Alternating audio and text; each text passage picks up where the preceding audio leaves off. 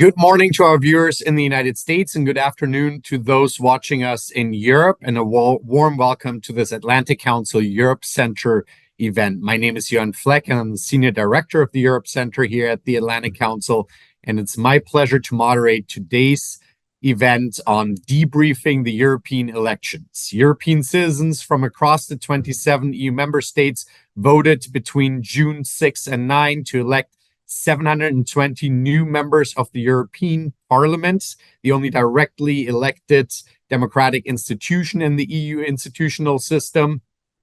And as polls before the vote suggested, the overriding takeaway seems to have been a significant shift to the political right. Some would say a surge of the far and hard right in Europe. As part of our Transatlantic Horizon series here at the Europe Center, which charts the agenda for the United States and the European Union for 2025 and beyond, we want to dive a little bit deeper and unpack the election results, look at the big takeaways, hopefully get some counter-conventional analysis here going among our panelists as well. And obviously assess the implications, the consequences of this vote for European Union and European Parliament politics, for key EU policy areas, and for the big personnel decisions that are coming up fast. Obviously, first and foremost, the nomination confirmation of the next Commission president, a potential second term for Ursula von der Leyen, and her next Commission team. And we'll try to look at the implications a little bit across member states, and especially, of course, at what is going on in France, where President Emmanuel Macron called snap elections following a thumping for his party in the European vote, and perhaps making the biggest gamble of his political life. We can discuss the implications at the national, but also the European level. To help us explore and unpack the results, their implications at the EU, national, and perhaps also the transatlantic level, I'm delighted to have a stellar panel with us. From Paris, Celia Berlin, head of the Paris office and senior policy fellow at the European Council on Foreign Relations. We also have our very own Fran Burwell, distinguished fellow at the Europe Center here at the Atlantic Council. Rim Montaz, consultant research fellow for European policy and security at the International Institute for Security Studies. And last but certainly not least, Mark Scott, chief technology correspondent at Politico. Welcome, everyone, and thank you for joining us. Before we dive in, a few quick housekeeping items for our viewers. We'd love to hear your questions from the audience. You can submit questions via askac.org, and make sure to follow us on Twitter, or X, I should say, at AC Europe as well. With that, I really want to dive in and maybe in the first round, ask everyone for their one or two key takeaways. I hope we get a little bit of conversation and discussion between our panelists going as well. And so let me kick off with Fran Burwell. Fran, if you could give us your one or two key takeaways from the election results, and then we'll go around the virtual table here. Thanks very much, Jörn. My two key takeaways. Number one is the resilience of the center. The center held in this election, contrary to many of the shall we say, overinflated headlines that we've seen about the far right taking control. The biggest party remains the EPP, the European People's Party, center-right, and the second largest remains the Socialists and Democrats. So we have some consistency, even if it is a slightly reduced coalition with Renew.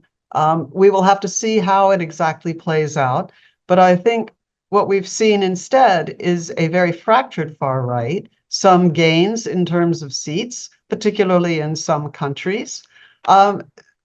Oddly, one of the biggest gains comes to those who are in the other category and the non-aligned, which are the ones that no one else wants to deal with, such as the AFD or the far right, let's say, not entirely responsible, somewhat crazy individual MEPs. So I think it's striking that that was a signal of dissatisfaction by the voters. But the way the European Parliament is organized and responds to legislation, committee chairs and things like this are doled out according to positions in the power structure, and those in the far right are unlikely to be tapped for those types of roles that will give them an actual policy influence.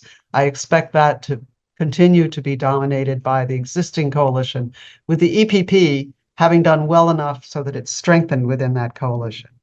My second takeaway is that the European Parliament is only part of this puzzle. First off, because of its role in the decision-making process, it is not the initiator of legislation, unlike Congress, but instead is a respondent as a co-legislator. So it will have some limits in terms of that. But also what we've seen in this election is a real impact on different member states. I know others here will talk with far more expertise about France, but I think everyone was surprised by President Macron's announcement of a snap election. And then we have Chancellor Scholz, whose party received only about 14%, while the AfD in Germany, the far right, received 1 percentage point or 2 percentage points more. So that's quite a shocking result and one that weakens his position. The one who was strengthened was Meloni in Italy, Giorgia Meloni. And now the focus will turn to the member states even more, because the next step in putting this European puzzle together is the selection of the European Commission president, possibly Ursula von der Leyen again. But this will be something that is decided now by the member states, taking into account the parliamentary elections. But I think that that will give them a way forward. Thank you, Fran, for setting the table. We'll get to France. We'll get to the snap elections. We'll get to Ursula von der Leyen. But let me come to Rim maybe next and see what you would add to Fran's initial table setting in terms of your big takeaways from the election outcome. Well, thank you very much, and thank you for having me. I would say that it's a reminder for me. One of the takeaways is a reminder that national politics and local politics still has a gigantic amount of impact on the European elections, but also on European politics moving forward. The domestic political mess in Germany and France had and are having an effect on the European parliamentary election, and will now make it very difficult for Europe to, let's say, move at pace with what it needs to be doing in terms of the agenda of the new European Commission. These are two big problems. This is, I think, a lot of people are now focused on the far right didn't have the sweeping gains that it was supposed to have at the European level. But with Germany and France so hamstrung with their own politics, I think there's going to be quite a bit of impact. And the second takeaway for me is that perhaps as a direct result of what I just said, there are two women who are about to be in leading positions when it comes to determining what the next European Commission looks like, what the next European Commission agenda, but also budget looks like. And that's von der Leyen, if she manages to retain her job, and Giorgia Meloni, who currently looks like the queen and kingmaker. And that is a new reality in Europe that I think very few people were, expecting with France and Germany this weekend. Queen and kingmaker, I like that. Thank you, Rim, for helping kick us off. Mark, I'll come to you next. What would you add to Fran and Rim from your perspective? Thanks, Johan. First of all, thanks for having me. I'm hoping to not vehemently agree with my counterparts on the call, but I think I have to agree with Fran. But before we get into that, I'm a Democrat with a small d, and therefore we should just focus on the turnout. It's about the same it was in 2019. I think that given the widespread skepticism, cynicism embedding into politics worldwide. The fact that we have 50+% of people voting across the European Union is nothing to be sneezed at. So again, if we're going to rack one up for the positive category, I think that's worth definitely highlighting. I think, again, I'm going to defer to my Paris-based colleagues to talk about the situation in France, but I think from Brussels, there is a drumbeat of this narrative about the surge of the far right. And again, both Rim and Fran mentioned that it isn't exactly what people expect it to be. I think we just need to be very clear about what has happened. You look at the numbers going on in the European Parliament right now, and it hasn't changed much. And a lot of this is the technocratic work about committee selections and who's going to run what and why. And I think we're over-egging this far-right surge, again, not to denigrate or dismiss what's gone on in, say, Germany and France, of which, I defer to my colleagues. But I think in Brussels, the situation hasn't changed much, and the status quo is still there. In terms of the effect of sort of both Meloni as the king or queen maker and van der Leyen, the member states, that equally hasn't changed much. The people who are making the decision about who gets to send which commissioner to which post, that's still kind of what it was currently now. And therefore, I think we're going to see a bit of a disconnect between maybe some rabble-rousing in the parliament, particularly from the non-aligned MEPs, trying to make noise, frankly, and what the commission is going to try and do on its agenda. Will that align? Will that lead to a slowness in policymaking? Possibly. But I think it's more currently the far right is being lumped into one bucket. And I think without trying to speak for all member countries, the far right and the right in each country have very differences and different characteristics. So we should be just very careful about lumping them into one big far right bucket. That's not going to happen. And so my second takeaway is just that the status quo is still there. That commission agenda is still going to be going forward, particularly if van der Leyen secures a second term. And we'll see a lot of noise and rabble-rousing coming from the parliament. Will that lead to change? I'm somewhat skeptical that it will. But again, I think there'll be more noise coming from those who are looking to punch Brussels in the nose from those who've been recently elected.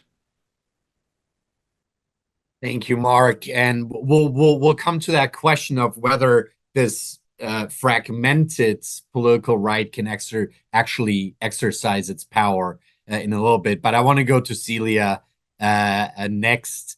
Obviously, feel free to add to the big takeaways, but I also want us to pivot to France briefly already. I know it's come up several times. Anything but the status quo in Paris, minutes after or within the hour after voting stations closed. And so that President Macron calling snap elections has been one of the biggest surprises, I think, around this whole election beyond France, and would be interesting for you to give us a sense of what you see as the key implications of the immediate decision for especially the transition period now, and then we can dive into the broader dynamics.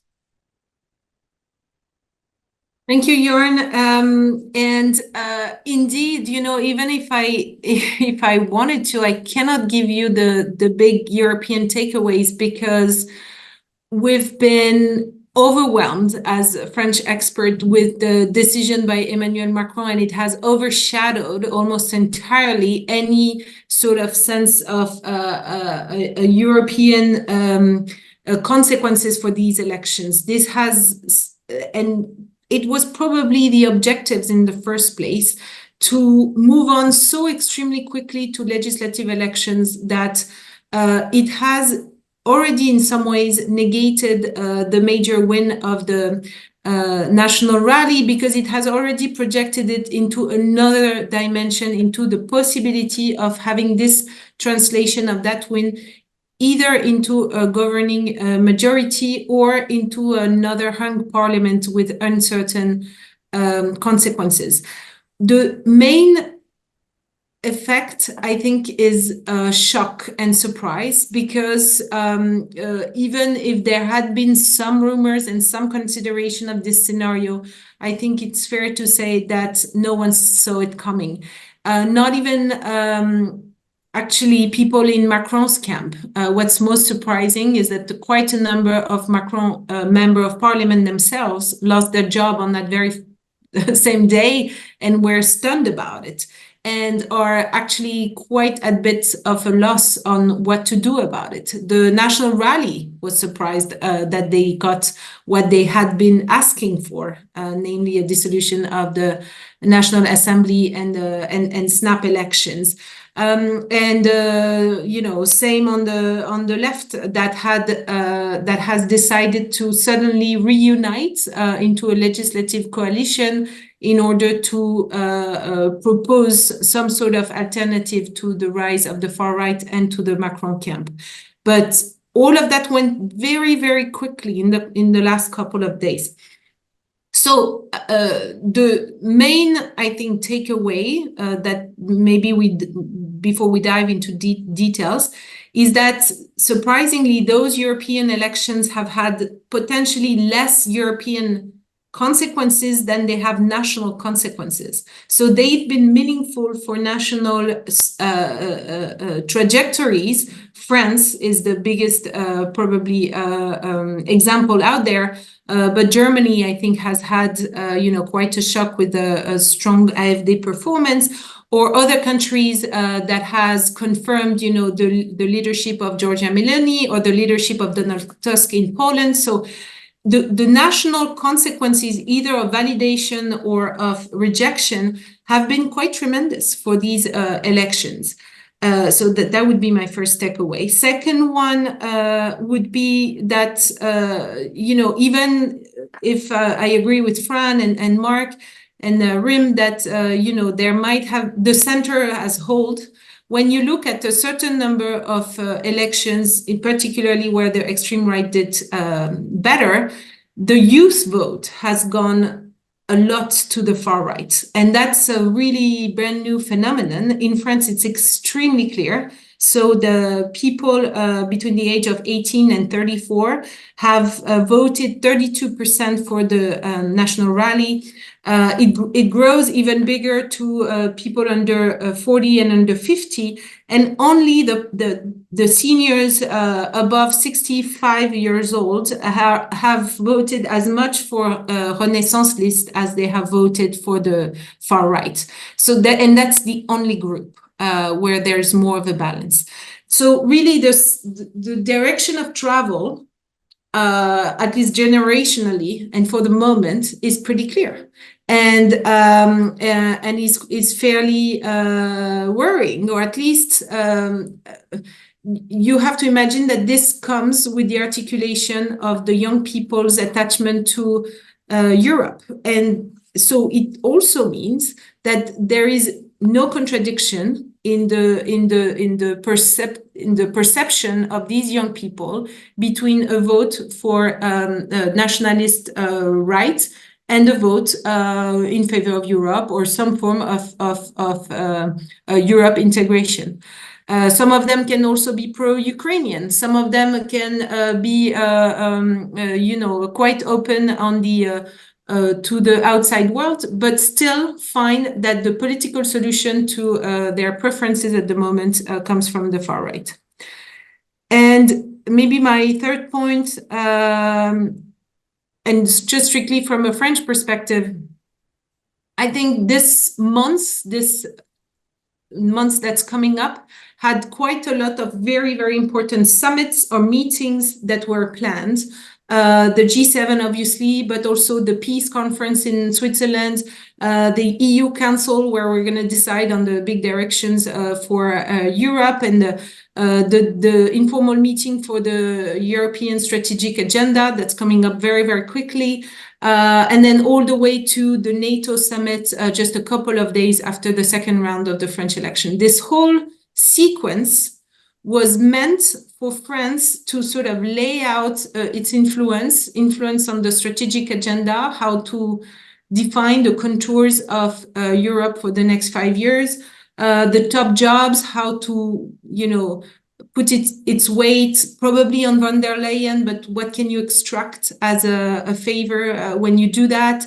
To put its weight on a very strong pro-Ukrainian stance, either at the Peace Conference or at NATO, to also matter on the G7 conversation about prosperity and industrial strategy, etc.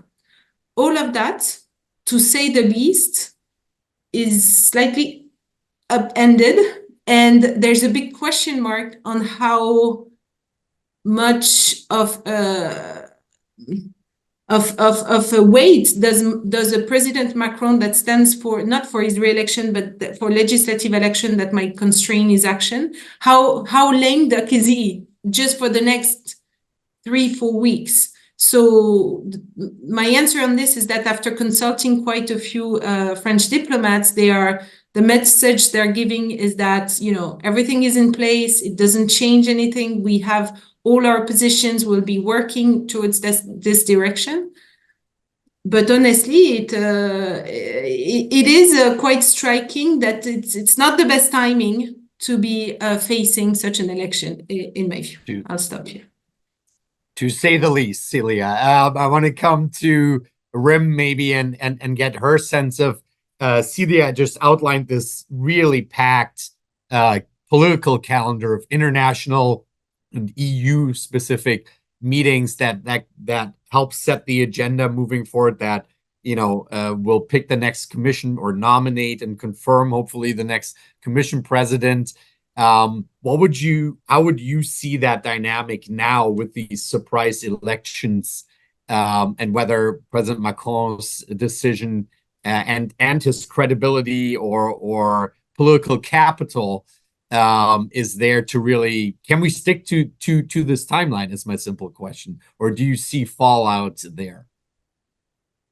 Oh, no, there's fallout, but I think, to be blunt, there's what Emmanuel Macron perceives and thinks, and there's what, let's say, quite a consensus of people see as they read the situation. So Emmanuel Macron, from where he's positioned, seems extremely confident in his ability to somehow magically achieve what he hasn't been able to achieve in the last 2 elections in France, meaning in the parliamentary elections of 2022, the far-right National Rally, Le Pen's rally, went from having 8 or 9 MPs in the 2017 legislature to 89. That's a record, okay? And that was just as they re-elected Macron for a second mandate. He chose to just focus on the fact that he got re-elected, which was actually a difficult thing to achieve and not necessarily a given, and quite unusual and unique, actually, in France for a sitting president to be able to win re-election in the conditions that he did. But he didn't really focus enough on the fact that the French people had also given the biggest parliamentary group ever to the far right, that the far right has ever gotten in French parliament, okay? And then on Sunday, they voted so massively, 32% of them just went to the national rally. But if you add up the other smaller, let's say, far-right groups and parties in France, it goes up to, so the full far-right spectrum in France got 40% of the vote.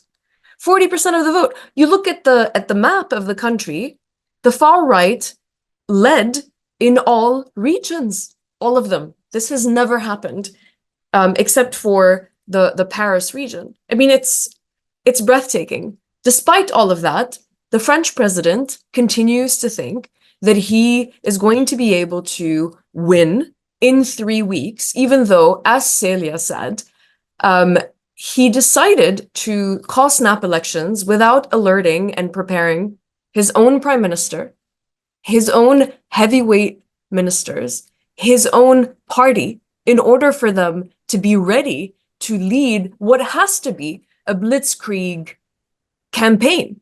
3 weeks. So big questions there. And on the other hand, while the far right was surprised that he called elections so quickly, so they were expecting a dissolution or asking for one, but expecting he would call elections, maybe after the Olympic Games that are happening in France, maybe after the G7, maybe after all of these big, the top jobs negotiations, something. They weren't expecting it to be in 3 weeks. But despite that, and they are definitely kind of on the back foot a bit, of all of the political parties in France today, they seem to be the ones who have their ducks in a row the most. I'm not saying they are in top shape, but they seem to be having their ducks in the row the most. And the thing that I think the French president, unfortunately, and his closest advisors, I think, are refusing to accept is that we seem to have now dipped into a place where there seems to be more people in France who have a personal hatred for the French president, whether it's his person or his policies, more than they fear the far right taking over the government. And that really is a turning point. I was looking at a poll today by Ipsos that said that 56% of people they polled had a negative opinion of either Macron or his policies. 56%. So he doesn't think he's going to be weakened from this. But from my conversations with non-French officials that are European, there are 2 or 3 perceptions. One, that he is very weakened, that this unexpected, rash decision to basically inflict upon himself a political crisis of historic proportions, by the way, was not needed and happens, and he chose to do it at a time that is crucial for Europe, crucial for the fight against Russia, crucial for Ukraine, and crucial, by the way, in the redefinition of the transatlantic relationship. So there's a lot of question marks, a lot of confusion, a lot of shock among his European partners. That also means that he is weakened when it comes to the negotiating table, when it comes to the top jobs, the commission. Of course, it's Macron, so he's going to go to these meetings with the panache that he always has, and he is going to have all the confidence that he always has.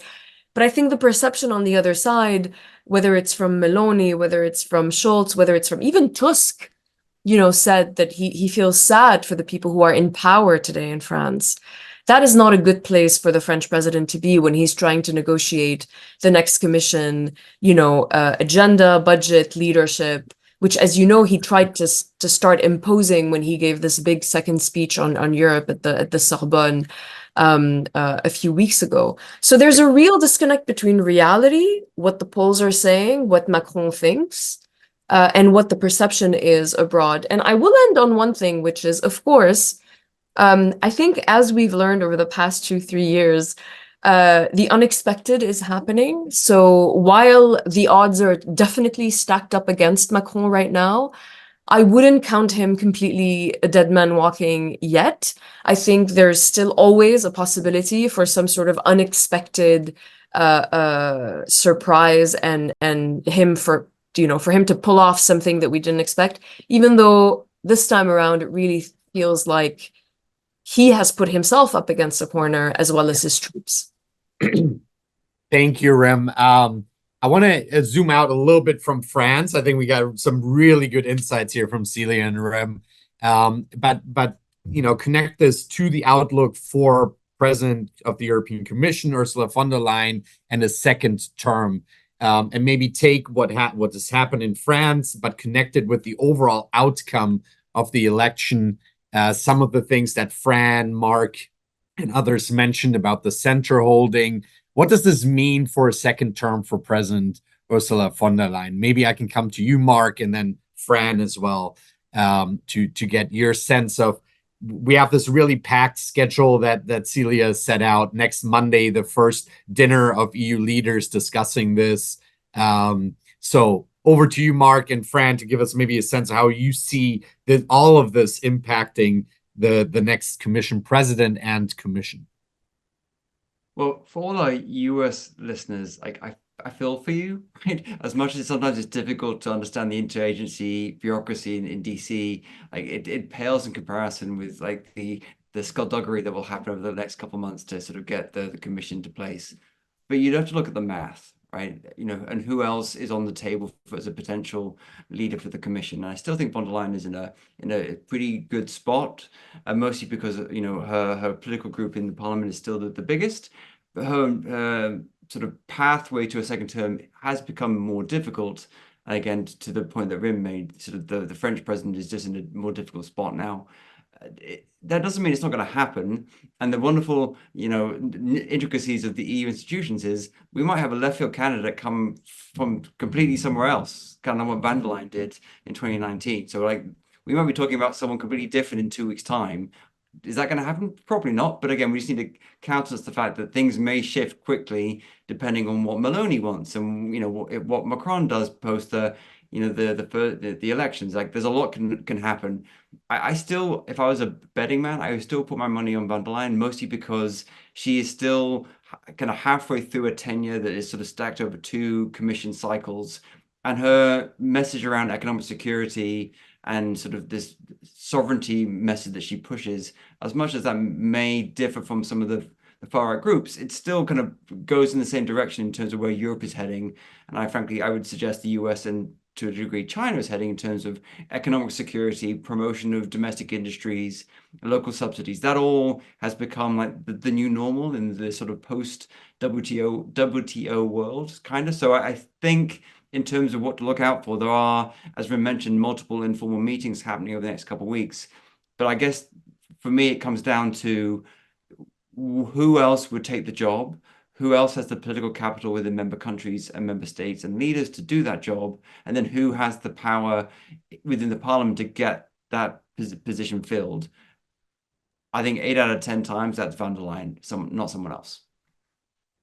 Thank you, Mark. And you're pushing us gently into the policy implications around, and that's great. That's where we want to get to as well. But Fran, who would you put your money on?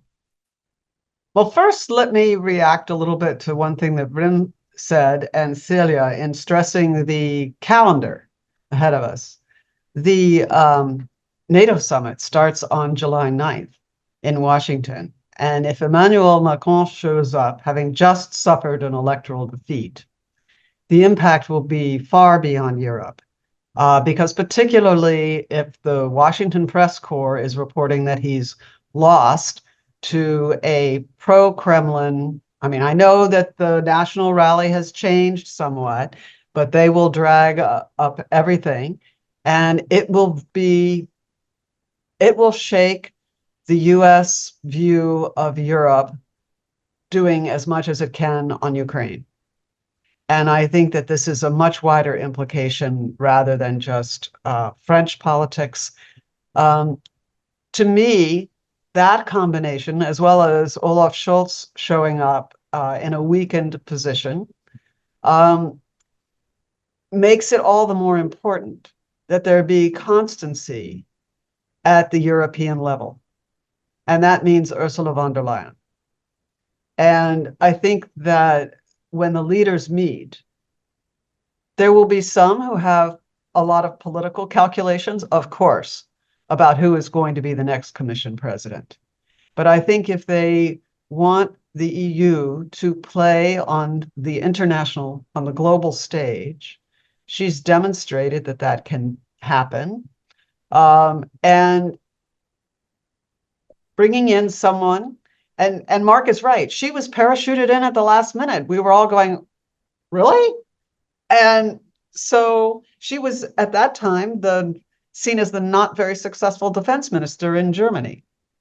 But I think now, if the leaders decide that they want the EU as a whole to be along the same trajectory that it has been, they would have to stick with her. Certainly from an American perspective, she is a known quantity, a known transatlanticist. If there is Biden too, they will continue to get on. Great. And if there is a Trump too, I think that the selection of a European leader, it doesn't matter who it is, they're going to be very real challenges. So I think the big question for von der Leyen is the calculation on the parliamentary vote. And here, I think that there is a narrow path, and I think that most likely the European Council will run the numbers before they make a decision. because if they put her forward and she's defeated, my understanding is that she cannot be resubmitted. They have to then go and get someone else, and that would be a real blow to the council. So I think they need to take into account that there is a secular push to the right over time in the EU, and it reflects the voters' dissatisfaction with the way the economy has been going. And I think, and it's not always the EU's fault. Sometimes it's the member states' fault, but that's the way it is. And I think that this debate on competitiveness is actually going to end up being more competitive, more relevant in setting the agenda of the next commission. And von der Leyen has now positioned herself as, we did all these legislative initiatives, and now our focus has to be on implementation. So I think my guess is that it will be her, but I wouldn't say 100%. Like Mark, that's where I'd put my money, but I wouldn't put a great deal of money. Okay, I want to move us to the policy implications. I would love to hear more, see more questions from our audience.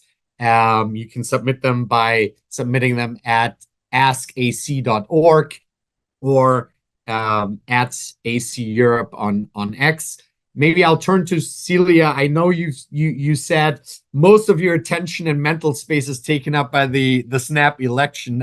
We understand that, but I would still love to hear from you how you see the election outcome, and in that context, maybe the French perspective on what the implications are for key EU policy priorities moving forward, even with this crazy calendar, the snap elections, and the outcome of the European elections. Sure.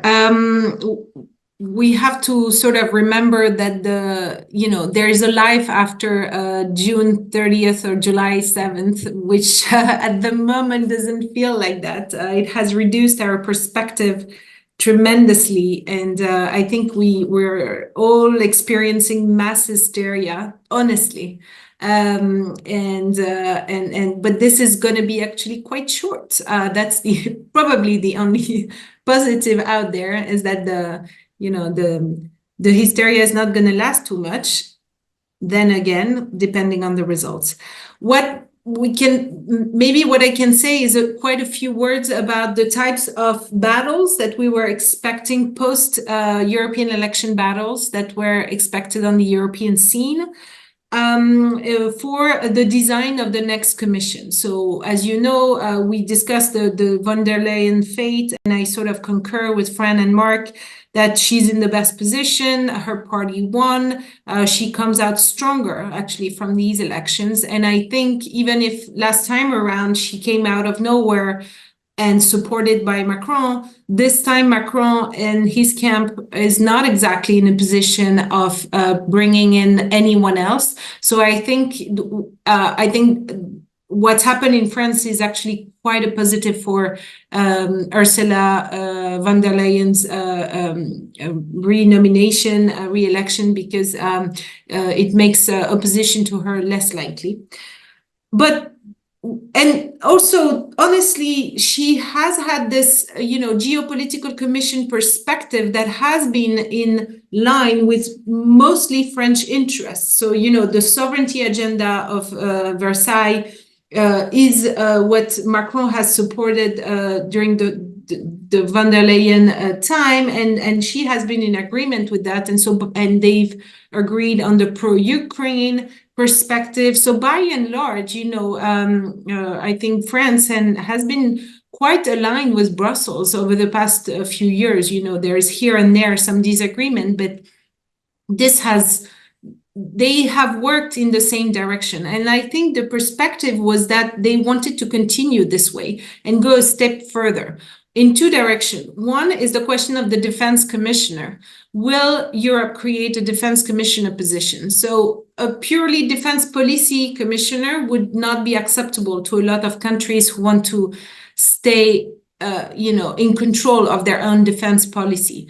However, there's a huge need for structuring defense industry. And that's where, a defense industry commissioner or some form of a position in Brussels that would be able to structure that industry, I think, was top of the discussion until recently. But beyond that, there is actually, and France is pushing for it, a need for a strategic industrial policy at a European level. Most recently, during Macron's speech in the Sorbonne, that's what he was pushing for. Acknowledging that, Europe's strategic autonomy or Europe's sovereignty is not anymore only about the capacity to defend itself or having an autonomous world, a voice in the world. If you are fundamentally deindustrialized, dependent on your trade and on your technology, if you are a weak voice on the global geoeconomic stage, you will be the prey of both your harshest competitors and rivals, but also some of your top allies like the United States. So I think what France was hoping to push was executive vice president level commissioner that would be in charge of some form of prosperity agenda. That would revolve around the idea of investment, the idea of production, and the idea of innovation. So it's all about sort of rearming Europe with these elements, and those are consensus elements across parties as well, across party lines. Even a far-right agenda can find its interest in such an agenda. So you will always find opposition, but that's something that's actually sort of doable to be shared as a perspective. So this will probably continue to be top of the conversations. Again, because France is the champion of this idea, there's a risk that they come in on a weaker basis. And I think the far-right counter-proposal across nations will not so much be against this idea, but will be against any form of ambition on the European stage. So just revert back, let's implement what we have, but let's do less. Let's have less budgetary means. Let's structure, let's simplify, let's just integrate less. And that's probably what the battle of the next few months will be between those who have this kind of ambition and those who just want to do less. Thank you, Celia. We have about just over 15 minutes, so everyone can be tight in their answers. I want to come to Rim as questions build up, also on the themes that Celia set out from our audience, and a whole group of questions is really around continued support for Ukraine. We know where a lot of the far-right parties sit on their criticism of European support for Ukraine, some outright pro-Russian. What do you see as implications there for in the short and the more medium term for EU support for Ukraine, Rim? I think that's really one of the most, let's say, generationally important issues that this next commission is going to have to deal with. Not just because of how important it is for Ukraine's survival, but because of how integral it is for Europe's security and Europe's survival as such. As you know, over the past few months, there has been much more, let's say, progress towards reaching some sort of deal. We weren't there yet, but we were making progress toward getting to a deal where there could be money raised in common in order to finance basically defense expenditures that would be in support of Ukraine, but also, as Celia mentioned, in support of a European defense industry and European defense writ large. That is not something that the far-right groups would be very amenable to. So it's going to be interesting to see whether they are able to block that or not. And that will play out more, at least in my opinion, in the European Council than it will in Parliament, because it's still a government decision, which is why, like this is the only part, I think, of that will truly change for France if the far right takes over the prime ministership, because any real amounts of money that are put on the table will have to go through parliamentary approval. And with a parliament that has either a relative majority or an absolute majority in the hands of the far right in France, there will be blockage for that.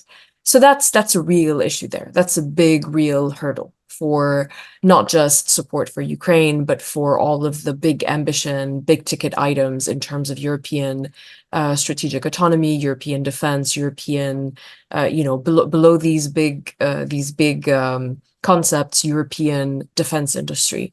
So to me, that really is the battleground, and that is why the election, the snap election in 3 weeks, is going to be so important. On other issues in terms of foreign policy and defense policy, the French president, because of the way the French Republic and constitution is built, he will retain a large maneuvering space. Anything that doesn't need to go through parliament, which is a lot, he will be able to control. But yeah, the budget, basically the purse strings, that's going to be a real asset in the hands of the far right if they manage to get a majority, whether it's a relative majority, a simple majority, or an absolute majority. Thank you, Rim.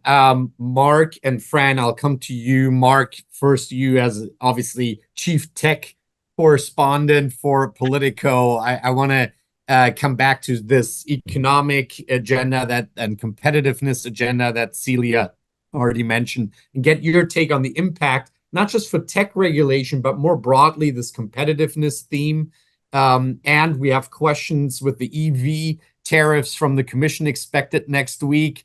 Where do you think we can, what can we expect for EU-China relations, given where some of these hard right groups also sit on in the recent scandals, if you look at the AfD around approaches to China? I know 3 big questions, but pick what you like out of that. That's okay. It'll only take me 2 minutes. So I think there were 2 things here. There's been a step change in tech regulation in Europe over the last 5 years. I presume some of the Americans on the call may think this is all about, protectionism and promoting European champions. That technically isn't true, but there has been a shift towards a sort of digital sovereignty, economic security package in the last 5 years that is different than the market liberalism, sort of fundamental rights approach that we could say from 2014 in that tenure of the Commission. It links directly to China, because if anyone can tell me what Europe's position on China is, I will give them €1 million or dollars, whatever your currency is. It varies so much. And you can even see the EV probe coming from the Chinese. The French and Germans don't agree, right? And so how do you then approach a Chinese perspective and strategy, particularly on the tech side? If we are, believing the AI hype, AI is going to be everywhere. What do you do with the Chinese tech giants who are going to be part of that? There is just non-alignment is maybe the diplomatic way of putting it, within the European Union, what to do about that. We can disagree about the hawkish approach taken from DC and the federal government in the US, but at least we know where they stand.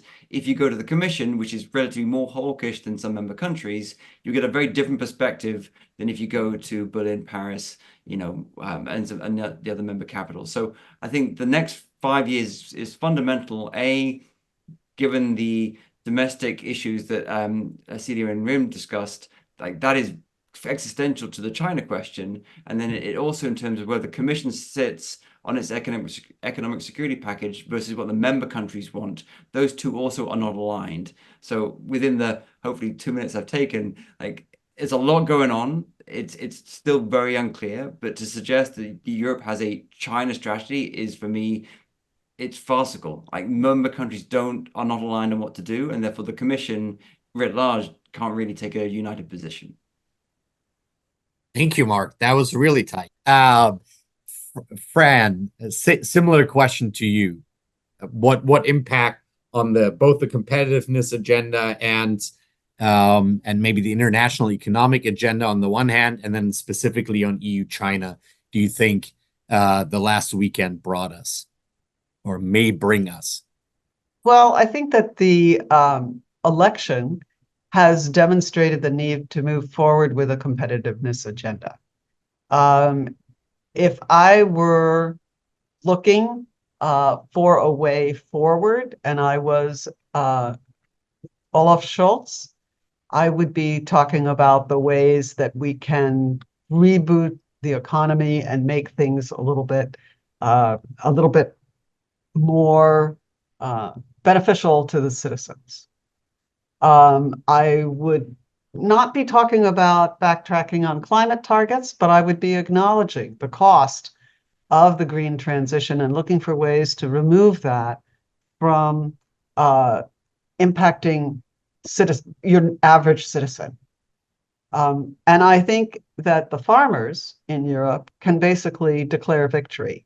I think that they have achieved a lot with their protests. They're already well supported, and I don't see any threat to that support as the policies start to move forward with the next commission. But I think there's an interesting disjuncture here because Letta, in his report, Enrico Letta, he stressed the importance of the single market. And I think that most economists in Europe would also see the benefits that come from strengthening the single market. And he particularly spoke to financial markets and services. So capital markets union, but more than that. And many people have fingered capital markets union as the reason, or the lack of it, as the reason that European startups find it so difficult to scale up because it's very hard to get money in Europe. He also pointed to telecoms and also to defense, taking on some of the comments of the earlier commentators. But he was talking about removing barriers between the member states and making, in fact, fewer directives and more regulations to get into the weeds on the types of European legislation. Most of the right, even the center right, talk about retaining the prerogatives of the member state in new regulation and allowing the member states to deal with these new questions as they see fit. And they both camps talk about competitiveness, but there's a difference in what they're actually saying about it. And I think that this goes to the heart of the debate in Europe about China. I disagree with Mark a little bit. I think there is a China policy, and it's to have your cake and eat it too.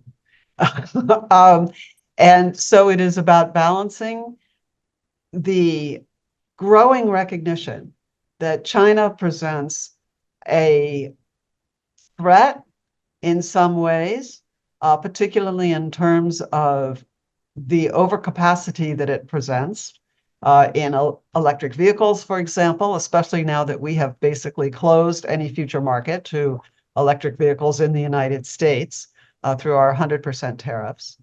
But at the same time, and not to mention all the data issues that are presented by being on a Chinese app. But in addition, there are very real economic considerations within Europe, and particularly within Germany, but not just Germany. Because if the German car industry is looking at China, then the subcontractors in Poland and Czechia are also looking at this. They just don't do it so directly. So I think we will see quite some discussions and a lot of going back and forth on China and an attempt to weave this kind of narrow path between resilience and supply chains, which will be reinforced by things like forced labor regulation and by corporate sustainability due diligence, where many of the questions will come up about supply chains that come through China.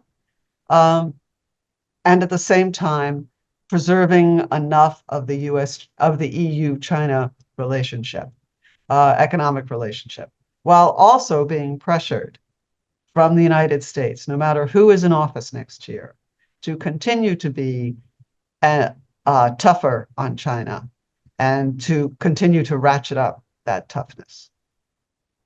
Thank you, Fran. I know we're coming towards the end of our program here. I want to do a lightning round with everyone, so get ready about the one person, dynamic, event, meeting, summit that you're watching that you think deserves special attention in understanding what these elections and the political transition in Europe will mean for the EU's political agenda moving forward. But before that, I want to squeeze in one quick question and answer for Mark on the election disinformation. And there's a lot of questions here around the implementation of the Digital Services Act, content moderation. And so what's the one thing, since you're watching those issues very closely, that you would take away from the election in that respect?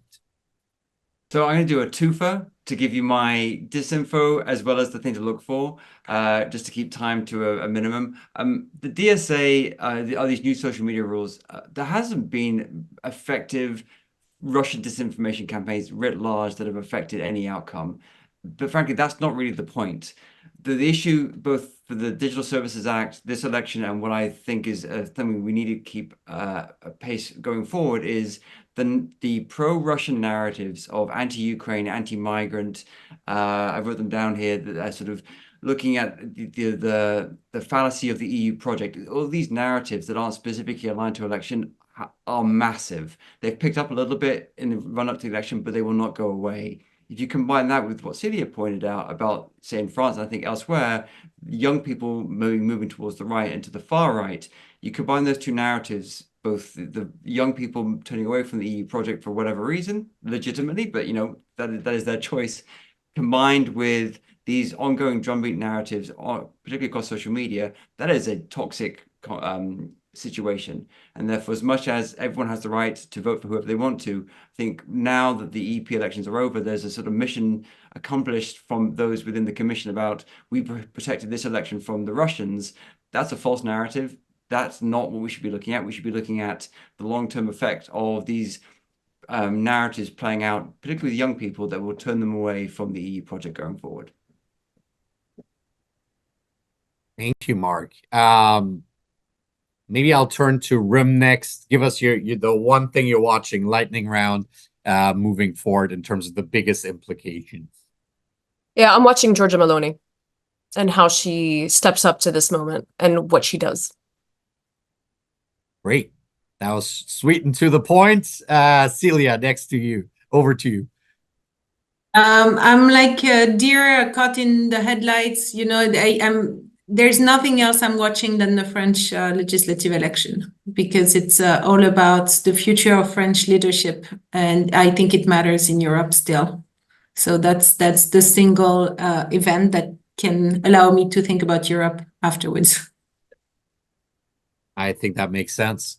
Fran, over to you to close us out with your assessment. Giorgia Meloni, if she makes a deal to support von der Leyen is then through not only the council, but the parliament. Well, thank you. A huge thank you to our great panel here. This is a fun and very interesting conversation. Thank you so much for drawing out so many different insights and implications of the elections and what is to come over this very packed calendar, as Celia, Rim, and others outlined. So many different aspects of this, from EU political and policy agenda to the youth votes that someone pointed out, the role of French leadership in these snap elections, the future of Ursula von der Leyen, EU-China relations, the competitiveness agenda. I could go on. Really appreciate this really rich conversation with all of you. Thank you to our viewers for joining us and for the great questions you submitted. We at the Europe Center here at the Atlantic Council will continue to watch that packed calendar, provide analysis, and do convenings around this. We hope to have all of you guys back here on the panel and continue the conversation as we get more clarity as we move through the summer. And so for the audience, please continue to watch the Europe Center and this space. And thank you again to our panelists. See you all soon.